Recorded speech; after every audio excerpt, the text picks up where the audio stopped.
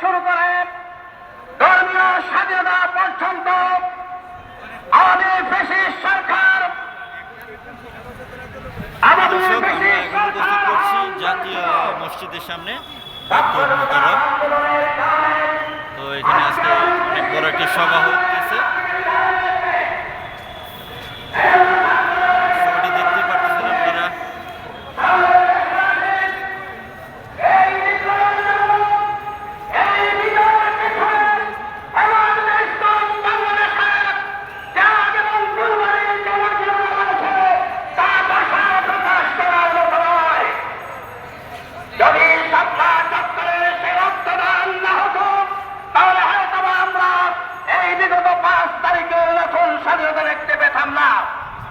সুতরাং এদেশের আলেম উলামা ধর্মপ্রাণ মানুষের প্রতি শ্রদ্ধা নিবেদন করে এদেশের সকল অপসংস্কৃতির বিরুদ্ধে এদেশের বেশিবাদী শাসন ব্যবস্থাকে বন্ধ করে একটি সুন্দর কল্যাণমূলক শাসন ব্যবস্থা যদি প্রবর্তন করা যায় তাহলে দেশের জনগণ শান্তিতে থাকবে, সুখে থাকবে, সমৃদ্ধিতে থাকবে। এদেশের আলেম উলামা দেশপ্রেমিক, দেশের স্বার্থের বিরুদ্ধে আলেমদের অবস্থান কখনো ছিল না। সকল ক্ষেত্রেই এদেশের উলামায়ে কেরাম দেশের জনগণের পক্ষে কথা বলেছেন, দেশের সুন্দরের পক্ষে কথা বলেছেন। আজ আমরা সুন্দরের পক্ষে আছি, আমরা কোনো অসুন্দর চাই না। তবে মনে রাখবেন, এদেশের ৯৫% মানুষ মুসলমান। মুসলমানের স্বার্থের বিরুদ্ধে যে পদক্ষেপ নেওয়া হবে তার বিরুদ্ধে আবার নতুন সংগ্রাম হবে। সবাইকে ধন্যবাদ জানিয়ে আমার বক্তব্য এখানেই শেষ করছি। এই মুহূর্তে বক্তব্য রাখবেন হেফাজতে ইসলাম বাংলাদেশের কেন্দ্রীয় সহকারী সাংগঠনিক সম্পাদক হযরত মাওলানা নূর হোসেন কাসেমী রহমতুল্লাহ আলাইহির সুযোগ্য সাহেবজাদা হযরত মাওলানা মুফতি জাবের হোসেন। বক্তব্য রাখবেন হযরত মাওলানা মুফতি জাবের হোসেন।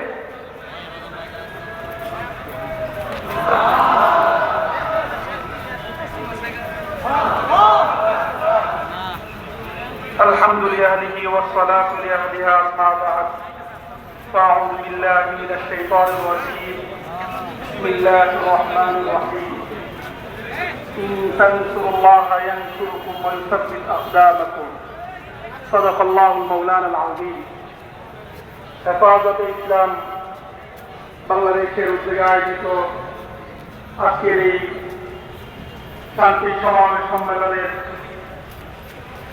সম্মানিত সভাপতি, মঞ্চে উপস্থিত বাংলাদেশের এবং হেফাজতে ইসলামের শীর্ষ নেতৃবৃন্দ এবং প্রিয় তৌহিদি জনতা,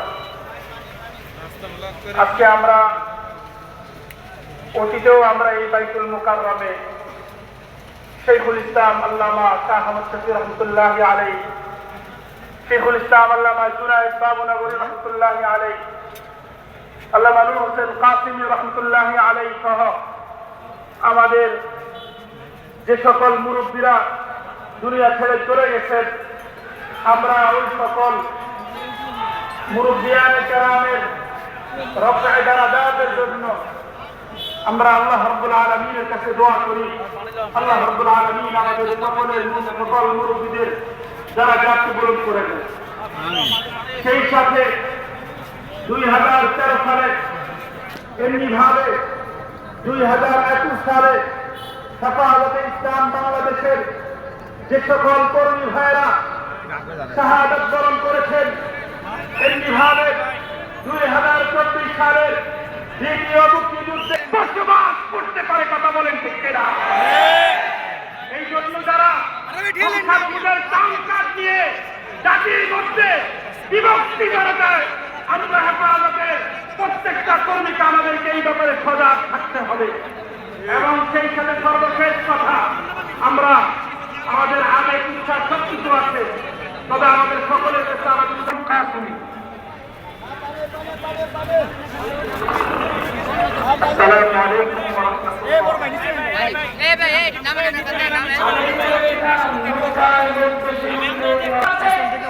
সকল বাংলাদেশিদের কাছে উদাত্ত আহ্বান করব, ৭১ সালের স্বাধীনতা অবদান অবদান রয়েছে, ২০২৬ সালের স্বাধীনতার অবদান রাখাবাকি চলবে না, রাখাবাকি চলবে না।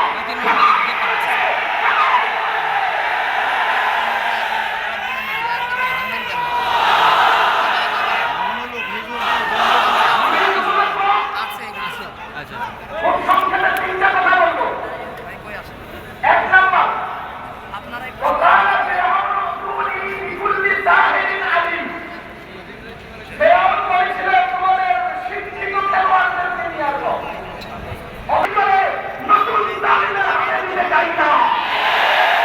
তালিম থেকে দেশ স্বাধীন করে নতুন তালিমের হাতে নিতে চাই না। ত্যাগ দাও, জুলুমের শিকার হবে। ত্যাগ দাও, অত্যাচারী হয়ে থাকবে, চুক্তি ছিঁড়ে ফেলা হবে। তিন নম্বর কথা, দেশ নতুনভাবে দাঁড়াচ্ছে। দেশ আমাদের সকলের হেফাজতে ইসলাম বাংলাদেশ, ওলামায়ে কেরাম, উচ্চতর কর্মকর্তাগণ যেভাবে আমাদেরকে দিক নির্দেশনা দেন, আমরা দ্বীন ইসলামের ছায়া করে মুরব্বীদের দিক নির্দেশনা মতো চলবো ইনশাআল্লাহ। আল্লাহ হেফাজতে ইসলামকে কবুল করুন, সকলকে আল্লাহ তাআলা দ্বীনের জন্য কবুল করুন। সংগ্রামী জনতা, এই পর্যায়ে আপনাদের সামনে গুরুত্বপূর্ণ বক্তব্য রাখবেন হেফাজতে ইসলামের গুরুত্বপূর্ণ সদস্য হযরত মাওলানা মুফতি শরাফুল হুসাইন। হযরত মাওলানা মুফতি শরাফুল হুসাইন।